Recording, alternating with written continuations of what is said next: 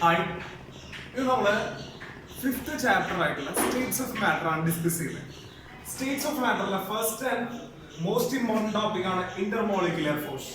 നമുക്കറിയാം states of matter എന്ന് പറയുമ്പോൾ നമ്മുടെ മനസ്സിൽ വരുന്ന കാര്യങ്ങൾ എന്തൊക്കെയാണ്? സോളിഡ്, ലിക്വിഡ് ആൻഡ് ഗ്യാസ് അല്ലെ, വിച്ച് ആർ ഇന്റർകൺവേർട്ടബിൾ അല്ലെ. എന്തുകൊണ്ടാണ് ഇതിനെ സാധിക്കുന്നത്? അതിന് കാരണമാണ് എന്ന് പറയുന്നത് ഇന്റർമോളിക്കുലർ ഫോഴ്സ്. കുറച്ച് വെള്ളം വെച്ചാൽ അല്ലെ, അത് കൂൾ ചെയ്താൽ ഐസ് ആയിട്ട് മാറും. എന്തുകൊണ്ടാണ്? ആ വാട്ടർ മോളിക്യൂൾസിനെ അടുത്ത് കൊണ്ടുവരുന്ന ഒരു ഫോഴ്സ് എക്സിസ്റ്റ് ചെയ്യുന്നതുകൊണ്ട് അല്ലെ. ഗ്യാസിനെ കംപ്രസ് ചെയ്യാണെന്നുണ്ടെങ്കിൽ അത് എന്തായിട്ട് മാറും? ലിക്വിഡ് ആയിട്ട് മാറും വാട്ടർ. എന്തുകൊണ്ടാണ്? ഇവർ തമ്മിൽ ഒരു ഇന്റർമോളിക്കുലർ ഫോഴ്സ് ഉള്ളതുകൊണ്ട്. വാട്ടറിന്റെ ഓരോ മോളിക്യൂളിനെയും മറ്റൊരു മോളിക്യൂൾ എന്ത് ചെയ്യുന്നുണ്ട്? അട്രാക്ട് ചെയ്യുന്നതുകൊണ്ടാണ് ഇത്തരം ഒരു കാര്യം പോസിബിൾ ആവുന്നത്. എന്തൊക്കെയാണ് ഇന്റർമോളിക്കുലർ ഫോഴ്സസ് എന്ന് നമുക്ക് നോക്കി നോക്കാം. 5 ഇന്റർമോളിക്കുലർ ഫോഴ്സുകളാണുള്ളത്. ഇതിലെ ആദ്യത്തെ ഒന്നാണ് ion dipole interaction. Ion dipole ഇന്ററാക്ഷന്റെ ഇമ്പോർട്ടൻസ് എന്താണ്? Solubility of salt. സോൾട്ട് വാട്ടറിലെ സോളിബിൾ ആവുന്നത് എന്തുകൊണ്ടാണ്? ഇത്തരം ഒരു ഫോഴ്സ് സോൾട്ടിന്റെ മോളിക്യൂളും വാട്ടർ മോളിക്യൂളും തമ്മിൽ എസ്റ്റാബ്ലിഷ് ചെയ്യുന്നതുകൊണ്ടാണ്. നിങ്ങൾക്കറിയാം സോൾട്ടിന് എന്താണുള്ളത്? അയോൺസ് ആണ്. കാരണം പൊതുവെ അയോണിക് കോമ്പൗണ്ട്സ് ആണ് salt. For example NaCl consists of Na+ and Cl- ion. And what about water? Water is H2O, which is a polar molecule. The molecule has a partial plus and minus charge. Then there will be an electrostatic attraction between this minus ion towards its positive end and this plus ion towards its negative end.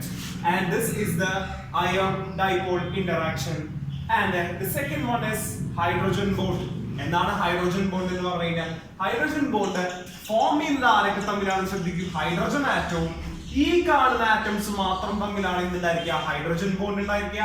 അത് ഇവിടെ പറഞ്ഞിരിക്കുന്നു, ഒരു മോളിക്യൂളിലെ ഹൈഡ്രോജനും മറ്റൊരു മോളിക്യൂളിലെ ഈ പറയുന്ന ആറ്റംസും തമ്മിൽ എന്തുണ്ടായിരിക്കാം? Fluorine, oxygen, nitrogen തമ്മിൽ bonding വന്നാൽ അവിടെ എന്ത് സംഭവിക്കാം? ഹൈഡ്രോജൻ ബോണ്ടിങ് സംഭവിക്കാം.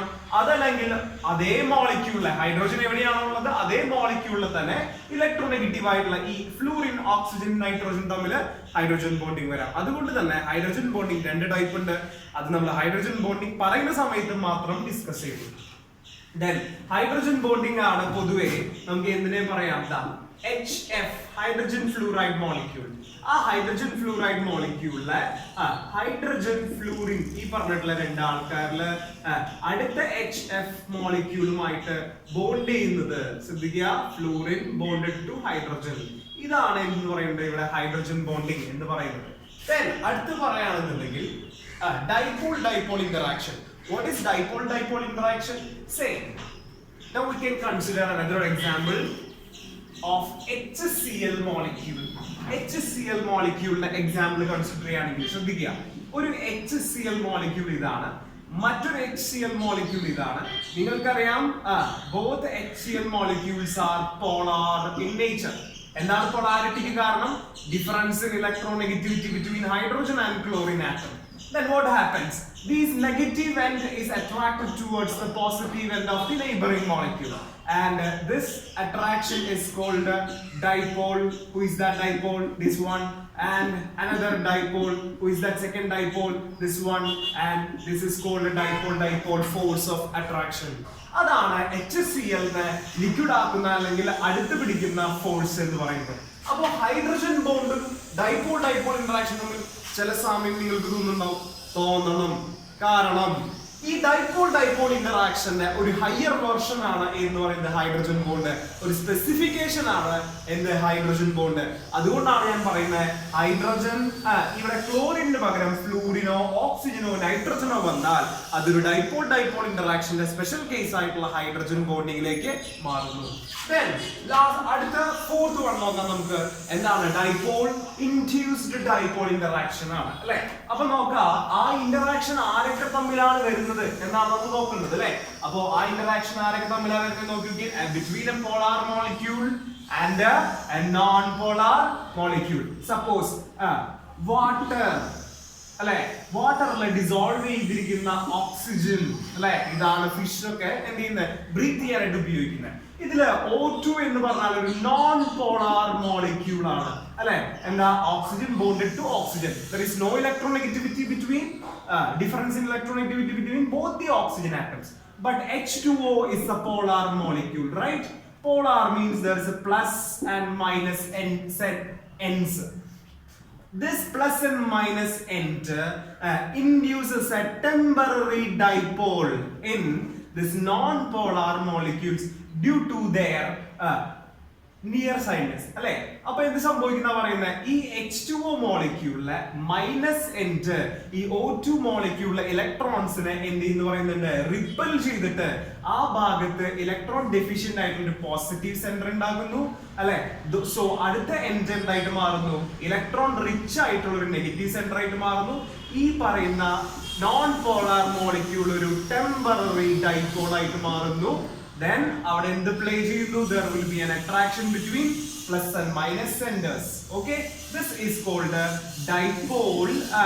This temporary dipole നമ്മൾ വിളിക്കുന്ന പേരാണ് induced dipole interaction. അപ്പോൾ ഏതൊക്കെ മോളിക്യൂൾസ് തമ്മിലാണ് ഇത് സംഭവിക്കുന്നത് നോക്കുക. Then last one നോക്കുക London force or dispersion force. London ഫോഴ്സും ഡിസ്പെർഷൻ ഫോഴ്സും ശ്രദ്ധിക്കുക വളരെ കുറച്ച് സമയത്തേക്ക് മാത്രം എക്സിസ്റ്റ് ചെയ്യുന്ന ഫോഴ്സുകളാണ് ലണ്ടൻ ഓർ ഡിസ്പെർഷൻ ഫോഴ്സ് എന്ന് പറയുന്നത്. സപ്പോസ് ഇപ്പോ എന്താണ് നോൺ പോളാർ മോളിക്യൂൾസിലും അല്ലെങ്കിൽ ആറ്റംസിലുമാണ് പൊതുവെ എന്ത് കാണിക്കുക ലണ്ടൻ ഫോഴ്സ് വരുന്നത്.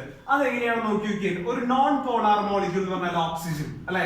ഈ ഓക്സിജൻ ഇങ്ങനെ ഇരിക്കുന്ന സമയത്ത് ഈ ഓക്സിജൻ മോളിക്യൂൾ ഉണ്ടാവാൻ കാരണമായിട്ടുള്ള അല്ലെ 8+8 ഇലക്ട്രോൺ അല്ലെ ടോട്ടൽ 16 ഇലക്ട്രോൺസ് സംടൈംസ് ആ മോളിക്യൂളിന്റെ ഏതെങ്കിലും ഒരു ഭാഗത്ത് അല്ലെ എന്ത് ചെയ്യുന്ന അബദ്ധവശാൽ വരുന്നു.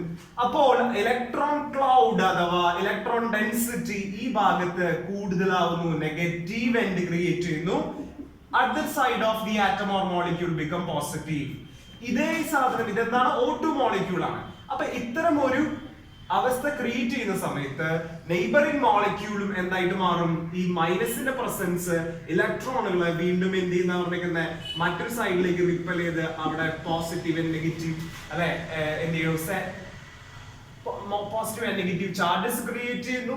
ഇത് എന്ത് ക്രിയേറ്റ് ചെയ്യപ്പെടുന്നു ടെമ്പററി ഡൈപോൾ ഉണ്ടാവുന്നു. അപ്പൊ നിങ്ങൾ ചോദിക്കണം ഇത് ഡൈപോൾ ഇൻഡ്യൂസ്ഡ് ഡൈപോൾ ആണോ? അല്ല, ഇവിടെയും ഇത് എന്താണ് ടെമ്പററി ഡൈപോൾ ആണ്.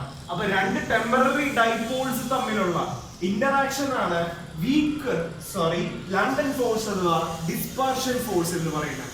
അപ്പൊ ശ്രദ്ധിക്കണം എന്തുകൊണ്ടാണ് ഇത് സംഭവിക്കുന്നത് ഇലക്ട്രോൺ ക്ലൗഡ്